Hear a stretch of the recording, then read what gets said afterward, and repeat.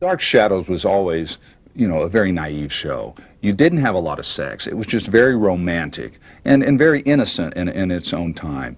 Of course, it was the 1960s. You did not have explicit scenes of romance in the afternoon, but the storylines were all fairly tame in that sense.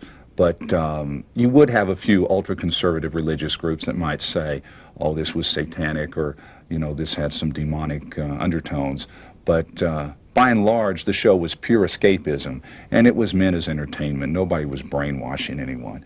Ultimately, you had good triumphing over evil.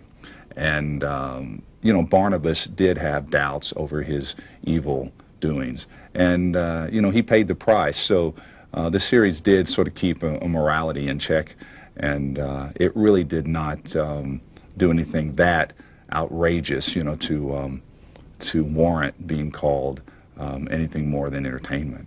Well, Dark Shadows is a unique artifact from 1960s and early 1970s daytime television. You do not see programs repeated from that era, really, other than Dark Shadows. There's a few game shows still in circulation, but to see a videotape drama from daytime television in the 1960s is kind of a special treat. Most of the networks and the studios did not save the tapes, in fact. Well, Dark Shadows was held on to because there was always this intention to re-air it because it had such a broad, unique appeal. And so you watch it now and you think some of it's, crude production-wise. But the fact is it's representative of the standard of the era. You had a live-on-tape format because of the cost format. I mean, the budgets of the show were such that you just didn't have the time to go back and reshoot scenes. Well, that was not unusual. A lot of soaps literally went out live on the air. Dark Shadows was at least on tape, but it was live on tape. You shot the whole series in sequence every day. The actors had to run to the sets during the commercial breaks. They had to know their lines. They could look at the teleprompter if their eyes would focus in, but they really had to be disciplined performers. And a lot of them were stage performers. And it gave a degree of professionalism to the show, but it also gave this marvelous energy. And, ultimately, you just had this incredible vitality on Dark Shadows. The stories were wildly imaginative. The actors were passionate about their roles. And you just had a wonderful blend of energy. And it was a theatrical program.